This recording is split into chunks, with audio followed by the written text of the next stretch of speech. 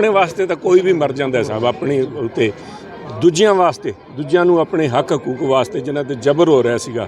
मुगलों का काला साया जिथे उन्होंने अपने धर्म के प्रति धर्म की पालना करने दे विच उन्होंने रोड़ा फसा रखा सीगा। उहदे वास्ते गुरु महाराज ने एक सेध दिती है दुनिया नूं, कल्ले हिंदुस्तान नूं दुनिया वास्ते एक सेध दिती है। तो मैं समझदा अज उस सेध नूं नतमस्तक है साहब। बाकी तो पंजाब तो कहते पंजाब वसदा गुरां दे नां ते है। इत्थे लासानी कुर्बानियां दा मैं समझदा पंजाबियां दे DNA दे अंदर बसिया होया है। तो उस वही भावना जिहड़ी है, जिस भावना दे नाल गुरु महाराज ने अपना सीस दिता, अज भी उस सेध ते चलण दी लोड़ है कि हरेक धर्म की उन्होंने अपने धर्म की पालना करन दी आज़ादी होवे। जबर के खिलाफ जिहड़ा पंजाबियों के अंदर जज्बा जिहड़ा गुरु महाराज उन्होंने भरिया उहदे उत्ते पहरा देण दी लोड़ है भी असीं अपने ना जबर सहन करांगे ते नाल मानवता दे नाल खड़े हैं। वो सेध नूं लैके अज रिलीजियस इंटॉलरेंस जिहड़ी वधदी जा रही है, तुसीं पत्रकार हो भाजी, नहीं हो ना? 2 मिनट सानूं कर लेण बाद चों कर दिन साहब जी मैं जिहड़ी गल कर रहा उन्होंने कुर्बानी दित्ती क्यों जी? ऐसे रिलीजियस इंटॉलरेंस ਉਹਨੂੰ ਖਤਮ ਕਰਨ ਵਾਸਤੇ ਉਹਨਾਂ ਨੇ ਆਪਣਾ ਸੀਸ ਦਿੱਤਾ ਸਾਹਿਬ। ਅੱਜ ਜੇ ਕੋਈ ਇਸ ਕਿਸਮ ਦੀ ਭਾਵਨਾ ਲੈ ਕੇ ਚੱਲਦਾ ਤੇ ਖਾਸ ਤੌਰ ਤੇ ਇੱਥੇ ਆਪਣੇ ਇਸ ਗੁਰੂਆਂ ਦੀ ਧਰਤੀ ਤੇ ਚੱਲਦਾ ਤਾਂ ਮੈਂ ਸਮਝਦਾ ਉਹਦੇ ਪੰਜਾਬੀ ਹੋਣ ਤੇ ਵੀ ਲੋਕ ਸ਼ੱਕ ਕਰਨਗੇ ਵੀ ਆ ਪੰਜਾਬੀ ਹੈ ਵੀ ਹੈ ਨਹੀਂ, ਕਿਤੇ ਹੋਰ ਹੋ ਸਕਦਾ ਹੈ।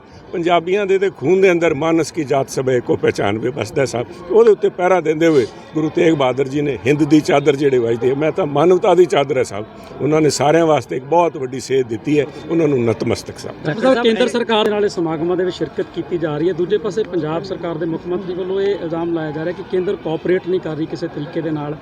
की कहना चाहोगे साहब? अज दे दिन मैं राजनीति च पैना नहीं चाहता साहब। उन्होंने SGPC कह रही है भी वो साडे धर्म च दखल दे रहे हैं। अज मैं समझदा भी तुसीं आ कह के ना BJP कीर्तन करवा, अज जन गण कीर्तन करवा रहे साहब। ਇਹਦੇ ਵਿੱਚ ਨਾ ਤਾਂ ਕੋਈ BJP ਨਾ ਕੋਈ ਕਾਂਗਰਸ ਨਾ ਹੀ ਕੋਈ ਹੋਰ ਦਲ, ਸਾਰਿਆਂ ਦੇ ਗੁਰੂ ਮਹਾਰਾਜ ਨੇ ਸਾਰਿਆਂ ਵਾਸਤੇ ਕੁਰਬਾਨੀ ਦਿੱਤੀ। ਆਪਾਂ ਉਹਨਾਂ ਦੀ ਨਿਰਾਦਰ ਕਰਦੇ ਹਾਂ ਉਸ ਭਾਵਨਾ ਜਿਹਨੂੰ ਜਿਸ ਗੱਲ ਨੂੰ ਲੈ ਕੇ ਉਹਨਾਂ ਨੇ ਕੁਰਬਾਨੀ ਦਿੱਤੀ, ਆਪਾਂ ਫਿਰ ਉੱਥੇ ਖੜੇ ਹਾਂ ਜਾ ਕੇ। ਇਸ ਕਰਕੇ ਛੋਟੀ ਸੋਚ ਤੋਂ ਉੱਤੇ ਉੱਠ ਕੇ ਗੁਰੂ ਸਾਹਿਬ ਜਿੱਥੇ ਅਸੀਂ ਖੜੇ ਹਾਂ ਜੀ, ਜਥੇਦਾਰ ਸਾਹਿਬ ਇੱਥੋਂ ਦੇ ਉਹਨਾਂ ਨੇ ਮੰਗ ਕੀਤੀ ਕਿ ਪੰਜਾਬ ਸਰਕਾਰ ਸਪੈਸ਼ਲ ਜਿਹੜਾ ਸੈਸ਼ਨ ਹੈ ਉਹਦੇ ਵਿੱਚ ਬੰਦੀ ਸਿੰਘਾਂ ਨੂੰ ਰਿਹਾ ਕਰਨ ਦੇ ਲਈ ਇੱਕ ਮਤਾ ਪਾਸ ਕਰੇ। ਕੇਂਦਰ ਦੇ ਵੀ ਕੁਝ ਵਿਚਾਰ ਅਧੀਨ ਹੈ ਜਿਹੜੇ ਸਜ਼ਾਵਾਂ ਪੂਰੀਆਂ ਕਰ ਚੁੱਕੇ ਦੇਖੋ ਸਾਹਿਬ, ਉਹਦੇ ਉੱਤੇ ਪ੍ਰਧਾਨ ਮੰਤਰੀ ਜੀ ਦਾ ਜਿਹੜਾ ਆਰਡਰ ਹੋਇਆ ਉਹਨੂੰ ਇੰਪਲੀਮੈਂਟ इन बिन करके हो रहा है। वो सारी क्लैरिफिकेशन मेरे ख्याल से पार्टी सरकार की तरफ तो आने वाली है भी जिन्होंने 9 जिन्होंने उन्होंने ऑर्डर किए थे उन्होंने चो 7 पैरोल ते बाहर है, किसी होर ढंग नाल बाहर है। वो सारियां गल्लां वो भावना सारिਆਂ ਦੇ अंदर ही है साहब। ਜਿਹੜੇ लोग कानून ਸਾਰਿਆਂ वास्ते एक है साहब। अगर कानून ਜਿਹੜਾ लागू ਹੁੰਦਾ सब ते ਉਹਨਾਂ ਨੂੰ ਜਿਸ ਤਰੀਕੇ ਦਾ ਪੰਜਾਬ ਦੇ ਵਿੱਚ ਲਾਅ ਐਂਡ ਆਰਡਰ ਤੁਸੀਂ ਦੇਖੋ ਵੀ RSS ਦੇ ਜਿਹੜੇ ਹੈਗੇ ਨੇ ਉਹਨਾਂ ਦੇ ਉੱਪਰ ਵੀ ਕਾਤਲਾਨਾ ਹਮਲੇ ਜਿਹੜੇ ਬਦਲ ਹੋਏ। ਮੈਂ ਕਹਿ ਰਿਹਾ ਉਹੀ ਕਹਿ ਰਿਹਾ ਸਾਹਿਬ ਵੀ ਅੱਜ ਦੇ ਦਿਨ ਅਗਰ ਇਸ ਕਿਸੇ ਨੂੰ ਆਪਣੇ ਧਰਮ ਦੇ ਉੱਤੇ ਪਾਲਣਾ ਕਰਨ ਦੇ ਉੱਤੇ ਹੋਵੇ ਤਾਂ ਆਪਾਂ ਗੁਰੂ ਸਾਹਿਬ ਦੀ ਜਿਹੜੀ ਕੁਰਬਾਨੀ ਹੈ ਉਹਦਾ ਅਪਮਾਨ ਕਰ ਰਹੇ ਹਾਂ ਆਪਾਂ।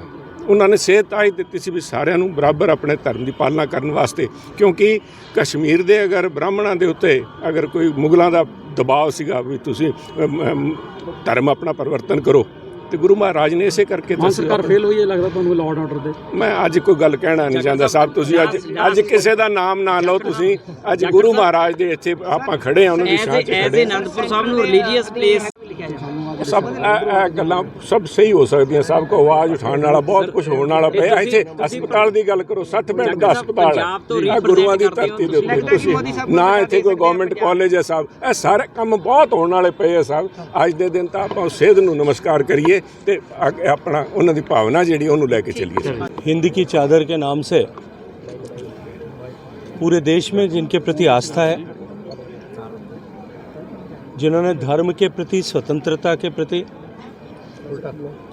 और मानव मात्र के हितों की रक्षा के को लेकर के अपने आप को बलिदान किया और जिन्हें पूरे देश ने हिंद की चादर, पूरे देश की रक्षा करने वाले ऐसे महामानव के रूप में स्वीकार किया, उनको 350वां शहीदी दिवस पूरा देश कृतज्ञता और श्रद्धा के साथ में मना रहा है।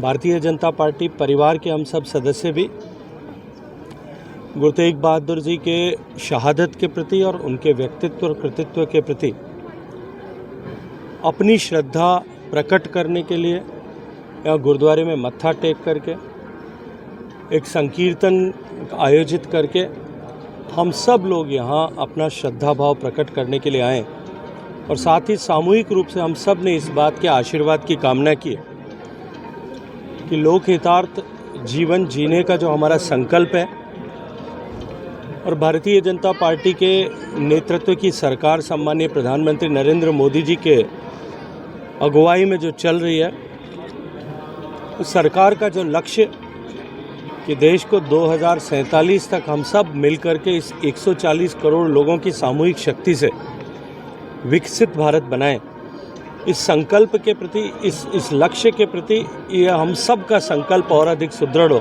और हम और अधिक मनोयोग से इस दिशा में काम कर सकें। सभी लोगों के मन में इस तरह का भाव उद्धृत हो, इस तरह की अरदास गुरु साहब के श्री चरणों में हम सब ने की। 1999 में अटल बिहारी वाजपेयी जी की सरकार थी केंद्र में और यहाँ पर 300 साला खालसा साजना दिवस का मनाया गया। बहुत पैसे अनंतपुर साहिब के विकास के लिए दिए गए। तो ऐसा अभी की सरकार जो मोदी सरकार की बात, मोदी सरकार ने 350वें वर्ष को एक कमोमरेशन ईयर स्मरणोत्सव के रूप में मनाने का निर्णय लिया है। देश भर में इसके निमित्त अनेक तरह के कार्य और अनेक तरह के योजनाओं का अभी निर्धारण किया जा रहा है। मुझे लगता है थोड़े दिन इंतजार करिए, आप लोगों को सबको वो सब देखने पंजाब की एक बहुत लंबे समय से मांग है बंदी सिंह। देखिए, पॉलिटिकल विषय पे यहाँ बात नहीं करनी। अच्छा, ये जो गुरु तेग बहादुर साहब की शहादत है, लगता है कि स्कूलों में पढ़ाई जानी चाहिए, सारे जो बोर्ड है निश्चित रूप से। केवल गुरु तेग बहादुर नहीं, गुरु तेग बहादुर साहब के अतिरिक्त भी जिस किसी ने भी इस देश के लिए, इस धर्म की रक्षा के लिए, देश की सरहदों की रक्षा के लिए अपने आप को कुर्बान किया, अपना जीवन और जवानी समर्पित किए, देश के आज़ादी के संघर्ष में जिन लोगों ने अपने आप को खपा दिया, उन सब को देश और दुनिया के प्रति, देश और दुनिया उनके प्रति श्रद्धा भाव रख सके, इस दृष्टिकोण से उनके इतिहास को निश्चित रूप से लोगों के सामने लाया जाना चाहिए। शिक्षा उसमें से एक माध्यम हो सकता है, लेकिन उसके अतिरिक्त भी जब आज़ादी का अमृत महोत्सव, आज़ादी के 75 वर्ष पूरे हुए थे, तब ऐसे सारे हुतात्मा जिन्होंने भारत की स्वतंत्रता की रक्षा के लिए, भारत की स्वतंत्रता के लिए, भारत की सरहदों की रक्षा के लिए जिन्होंने कुर्बानी दी, ऐसे अनसंग हीरोज़ जिनको इतिहास में भुला दिया गया था, उन सब को ढूंढ करके उन सब के चरित्र और उनके व्यक्तित्व को प्रकाशित करने का काम मोदी सरकार ने किया है। Thank you very much.